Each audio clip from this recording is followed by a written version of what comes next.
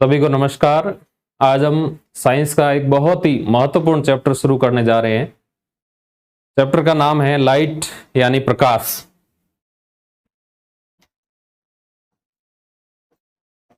प्रकाश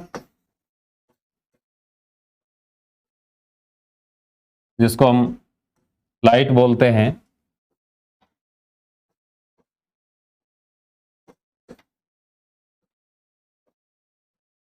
ये फिजिक्स का ऐसा चैप्टर है, इससे हर परीक्षा में प्रश्न आते हैं। ऐसी कोई भी परीक्षा नहीं है जिससे इस चैप्टर में कोई सवाल नहीं आया हो। जनरल साइंस के जहां जहां सिलेबस में है, चाहे आरएस का एग्जाम हो, चाहे एसआई का हो, पटवार का हो या एसएससी का हो, कोई भी एग्जाम हो, हर एग्जाम में इस चैप्टर से सवाल पुटअप होता है। और यह जो लेसन है इसको समझना बहुत ज्यादा जरूरी है, कॉन्सेप्ट को समझना बहुत जरूरी है। कई लोग कंफ्यूज हो जाते हैं और कंफ्यूज होकर इस चैप्टर को छोड़ देते हैं, पढ़ना छोड़ देते हैं, क्योंकि इस चैप्टर में कुछ ऐसी चीजें हैं जैसे परावर्तन, अपवर्तन, पूर्ण आंतरिक परावर्तन, वर्ण विक्षेपण, इंद्रधनुष का बनना, ऐसी बहुत सारी चीजें हैं। लेंस, दर्पण और लेंस सूत्र, दर्पण सूत्र, बहुत सारे एक जैसे नाम देखकर विद्यार्थी क्या है, पलायन कर जाते हैं। तो हम लोग आराम से इस चैप्टर को पढ़ेंगे, एक एक चीज अच्छे से पढ़ेंगे और मुझे पूर्ण विश्वास है कि आपको ये चैप्टर बहुत आराम से समझ में आएगा और एक भी सवाल इस चैप्टर से आपका गलत नहीं होगा। चलो शुरू करते हैं। प्रकाश यानी लाइट क्या है? प्रकाश, प्रकाश एक ऊर्जा का रूप है मित्रों।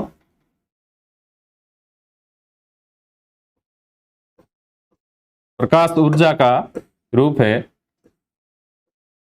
Types of energy. तो इसकी परिभाषा की बात करें तो इसकी परिभाषा कुछ यूं होगी कि प्रकाश वह ऊर्जा का रूप है जो वस्तुओं को दृश्यमान बनाता है। मैं लिख देता हूं, प्रकाश वह ऊर्जा का रूप है, types of energy, sorry type of energy. प्रकाश वह ऊर्जा का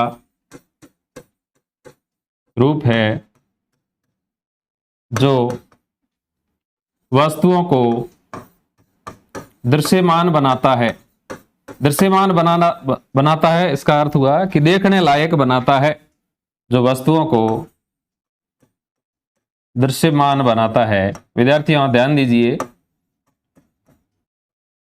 कि प्रकाश के बिना हम किसी भी वस्तु को नहीं देख सकते।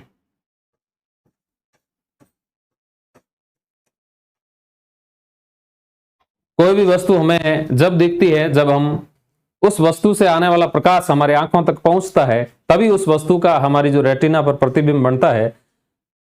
तो प्रकाश वह ऊर्जा का ऐसा रूप जो वस्तुओं को दृश्यमान बनाता है। और आप सब लोग जानते हैं प्रकाश तरंग के रूप में संचरित होता है, और प्रकाश किस प्रकार का जो तरंग है उसके बारे में भी चर्चा करेंगे। और प्रकाश जो है वास्तव में क्या प्रकाश एक ही रंग है या और रंगों का मिश्रण है, इस बारे में भी चर्चा करेंगे। और प्रकाश का परावर्तन, अपवर्तन, पूर्ण आंतरिक परावर्तन, लेंस, दर्पण, इंद्रधनुष का बनना, ऐसे बहुत सारे वर्ण विक्षेपण, बहुत सारे जो बिंदु है इस चैप्टर के अंदर हम लोग चर्चा करेंगे। तो उससे पहले जो प्रकाश है, अपन बात कर रहे हैं दृश्य प्रकाश। ये जो है ये 7 रंगों से मिलकर बना हुआ होता है। अपने को जो श्वेत प्रकाश दिखाई देता है इसमें 7 रंग है।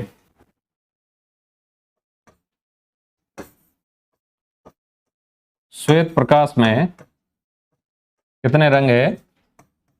7 रंग है, सभी को ध्यान है। 7 रंगों का मिश्रण है और इसका मिला जुला स्वरूप है वो अपने को श्वेत प्रकाश के रूप में दिखाई देता है। तो ये जो 7 रंग है ये किस प्रकार से है, इन रंगों का जो नाम आप लोगों ने स्कूली शिक्षा के दौरान पढ़े होंगे, इंग्लिश में इसको एक ट्रिक लिखते हैं विबग्योर।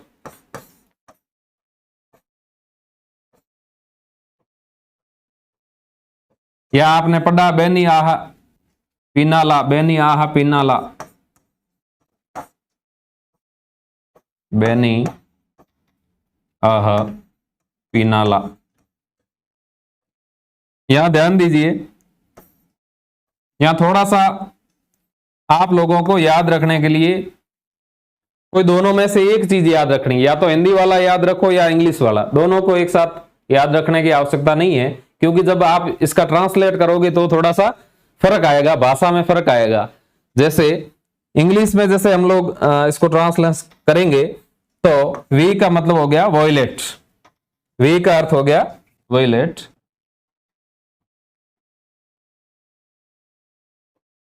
विबग्योर। तो यहां पर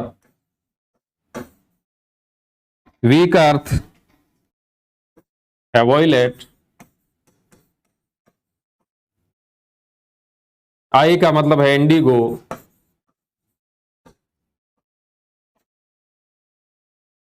बी का मतलब है ब्लू, जी का मतलब है ग्रीन और वाई का मतलब है येलो, ओ का मतलब ऑरेंज और लास्ट में जो है आर का मतलब है रेड, इसका अर्थ है रेड। तो आप या तो इंग्लिश वाला याद रखें या हिंदी वाला, कोई एक याद रखें। और हिंदी वाले की अगर बात करें तो बैनी आहा नीला, तो ये जो वॉयलेट का अर्थ हो गया बैंगनी, वॉयलेट का अर्थ हो गया बैंगनी, यहां इंडिगो है और जिसको अपन नीला कह सकते हैं। और यहां पे जो है, अब यहां हिंदी वाला याद रखोगे तो यहां प्रॉब्लम होगी, ये जो आसमानी और यहां पे गड़बड़ होगी। क्यों? इसका अर्थ है ये जो कलर है इसको अंग्रेजों ने इंडिगो नाम दे दिया, और इंडिगो नाम किस आधार पे दिया? नील के आधार पे। आप लोगों को ध्यान में होगा, इतिहास में आप लोगों ने पढ़ा है नील की खेती होती थी, और चंपारण आंदोलन जो गांधी जी ने किया था, जो 3 कठिया पद्धति थी, 3/20 भाग पर 3 कठिया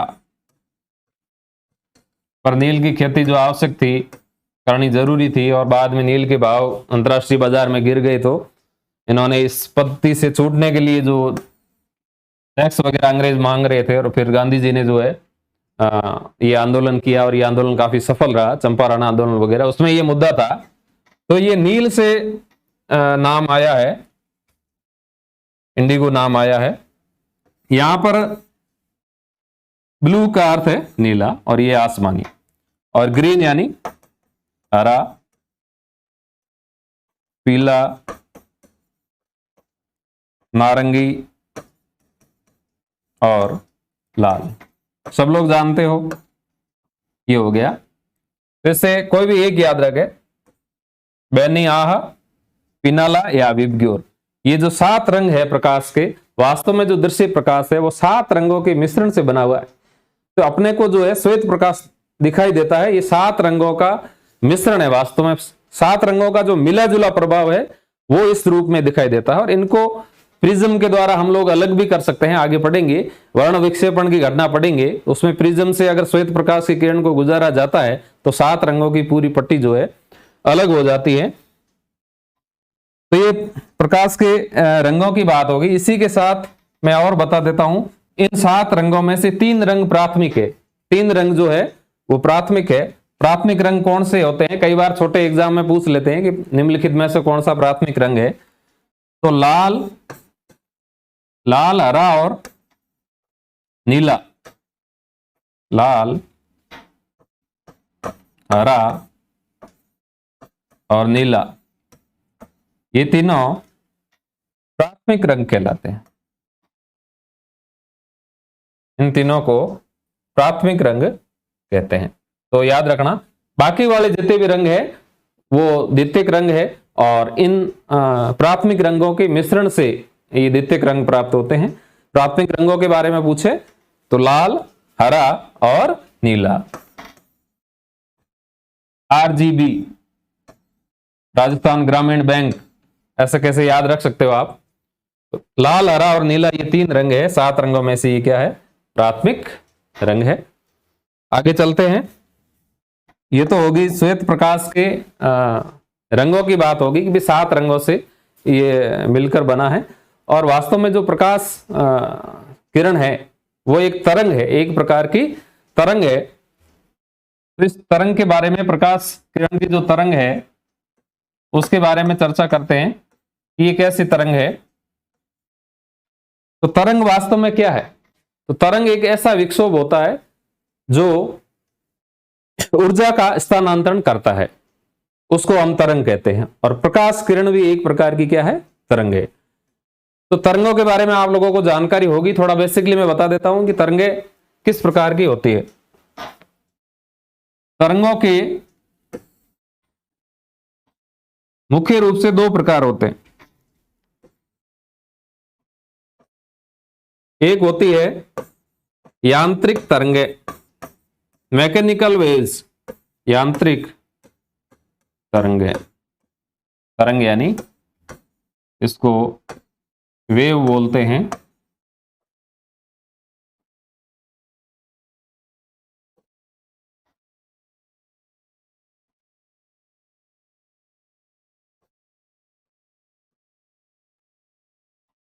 एक यांत्रिक तरंग है, mechanical waves and non mechanical, यानी अयांत्रिक तरंगे।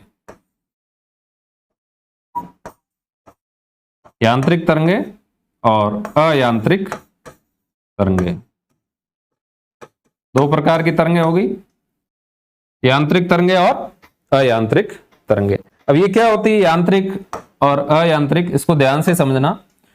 तरंगों के बारे में अभी बेसिकली ध्यान से समझोगे तो आगे पूरा चैप्टर जो है अच्छे से समझ में आएगा। तो अभी थोड़ा सा इसको ध्यानपूर्वक सुने आप लोग कि वास्तव में ये जो तरंग है, तो यांत्रिक तरंगों की अगर बात करें तो यांत्रिक तरंगों का अर्थ है कि ऐसी तरंग जिनके संचरण के लिए किसी न किसी माध्यम की आवश्यकता हो। ऐसी तरंग जिसके संचरण के लिए माध्यम की आवश्यकता हो। तो यानी यांत्रिक तरंगे हैं, इनमें क्या होगा? संचरण के लिए माध्यम चाहिए, संचरण के लिए किसी न किसी मीडिया, माध्यम की आवश्यकता होती है। संचरण के लिए माध्यम की आवश्यकता होती है। जबकि अयांत्रिक तरंगे बिना माध्यम से भी चल जाती है। जैसे अब आपको समझ में आ रहा होगा कि प्रकाश को चलने के लिए किसी माध्यम की आवश्यकता नहीं होती है, बिना माध्यम के निर्वात में भी प्रकाश की तरंग का संचरण हो सकता है। तो ऐसी तरंगे, इनके संचरण के लिए माध्यम की आवश्यकता नहीं। संचरण के लिए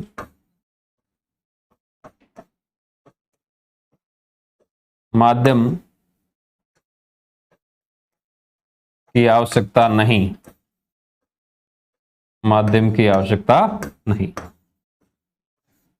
इन तरंगों के संचरण के लिए किसी भी प्रकार के माध्यम की आवश्यकता नहीं, और माध्यम की आवश्यकता नहीं है तो इस प्रकार की जो तरंगे हैं वो विद्युत चुंबकीय तरंगे होती है, उनके संचरण के लिए किसी माध्यम की आवश्यकता नहीं होती है।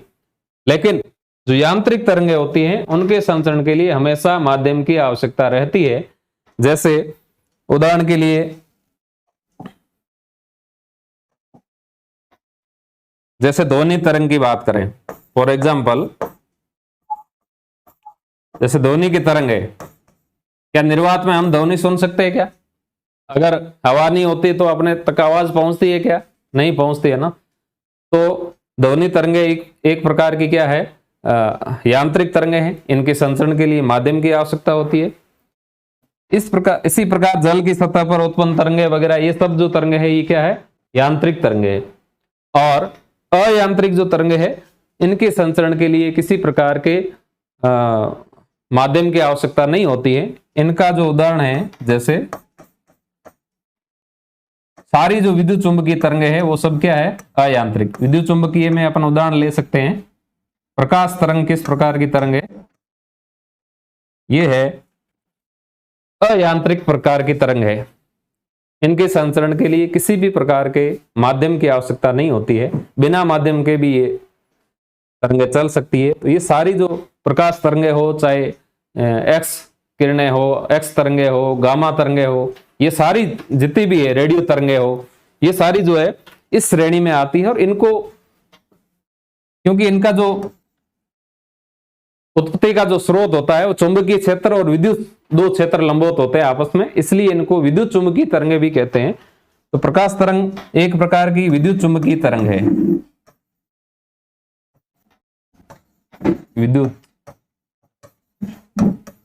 चुंबकीय।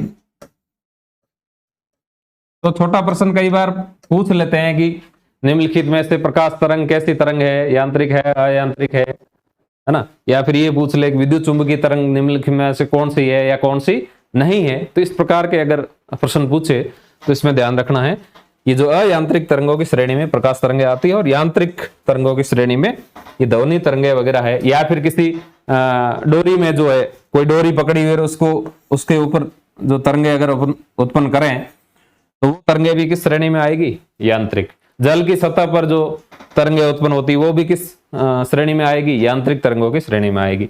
और विद्युत चुंबकीय तरंगे जितनी भी है वो सारी तरंगे अयांत्रिक की श्रेणी में आएगी। आगे बढ़ते हैं।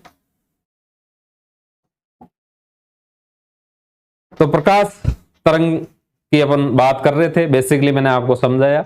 उसके बाद प्रकाश जो है उसकी बात करते हैं कि प्रकाश वास्तव में एक तरंग है। और प्रकाश कैसी तरंग है, प्रकाश है विद्युत चुंबकीय प्रकार की तरंग, विद्युत चुंबकीय। अब कई बार क्या है, एक प्रश्न ये भी उठता है कि वास्तव में प्रकाश जो है तरंग है या कण है। तो प्रकाश वैसे तो दोनों प्रकार की प्रकृति रखता है।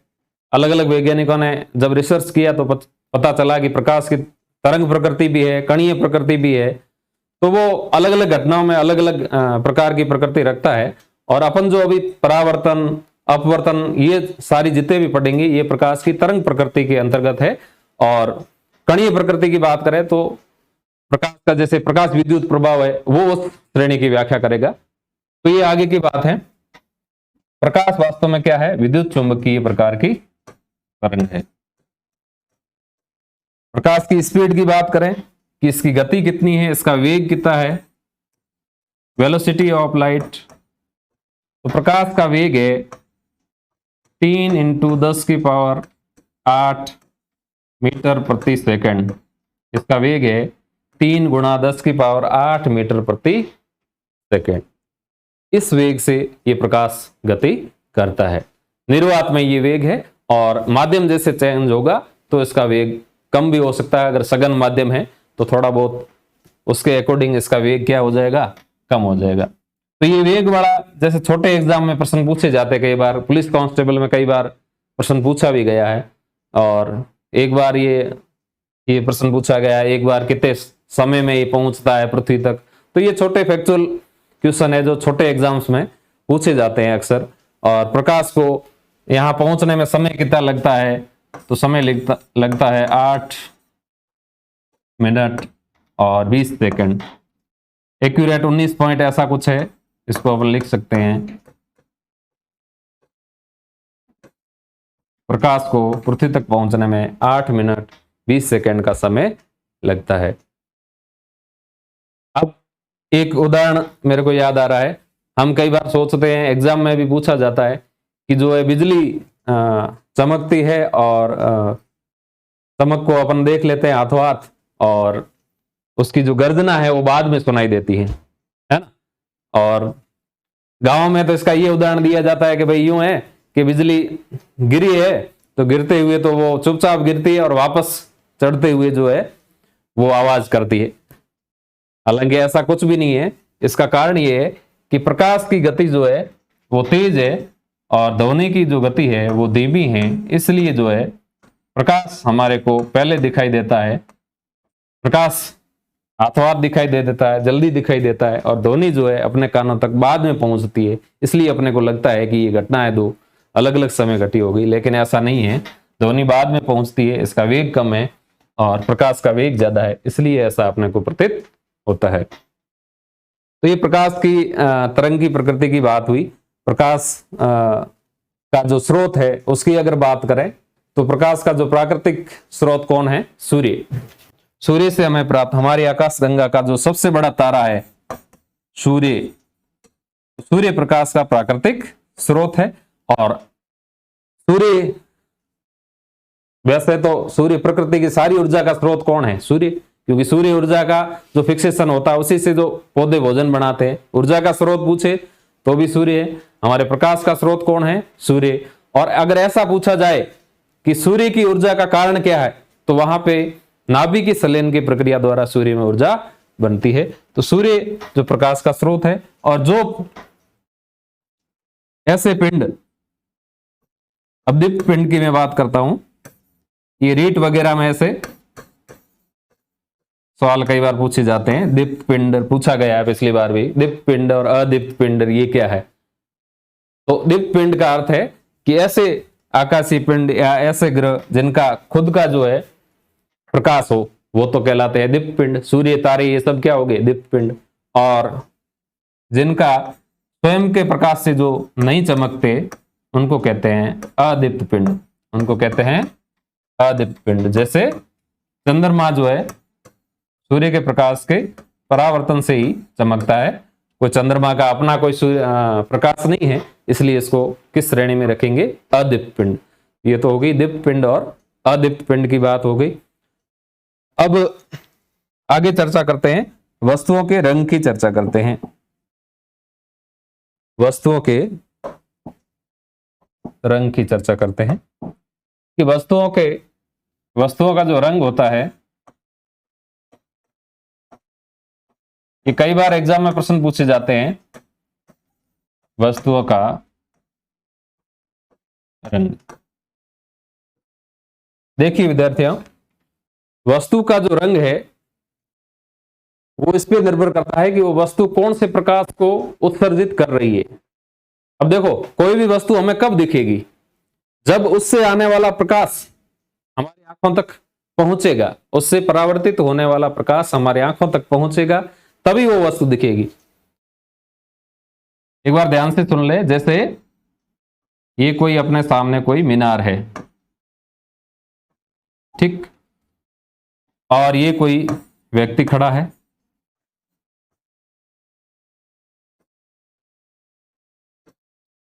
अब इस मीनार पे कोई प्रकाश पड़ रहा है और ये प्रकाश इस व्यक्ति की आंखों तक पहुंच रहा है। इसकी रेटिना पर प्रतिबिंब तभी बनेगा, किसी भी वस्तु का प्रतिबिंब हमारी आंखों में तभी बनेगा जब उस वस्तु से परावर्तित होने वाला प्रकाश उसकी आंखों तक पहुंचेगा। तो उस वस्तु का क्या बन जाएगा? आंख में प्रतिबिंब बन जाएगा।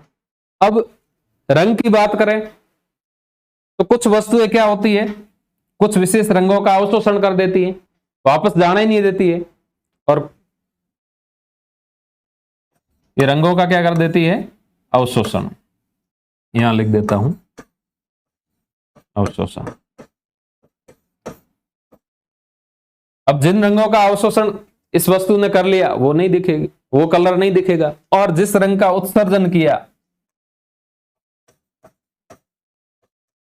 जिस रंग का उत्सर्जन किया उसी रंग की वस्तु अपने को दिखाई देगी, उसी रंग की वस्तु दिखाई देगी। तो वस्तुओं का रंग इस प्रकार से निर्धारित होता है। अगर कोई वस्तु हमारे को सफेद दिखाई देती है, कोई वस्तु हमारे को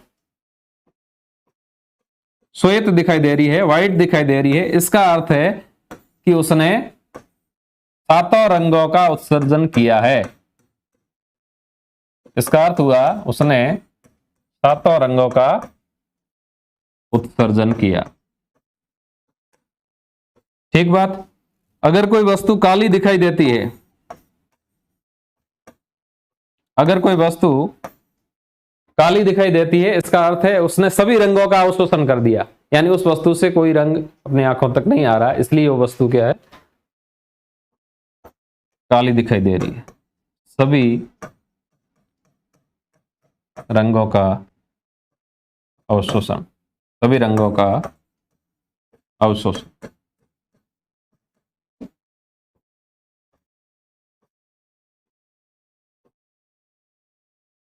तो ये रंगों की बात हुई।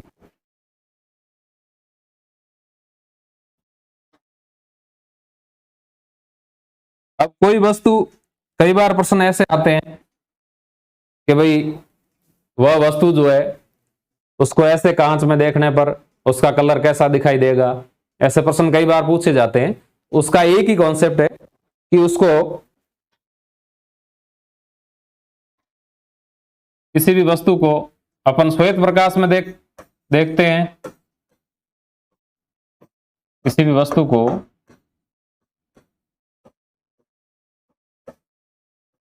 श्वेत प्रकाश में हम लोग देखते हैं, बंद है,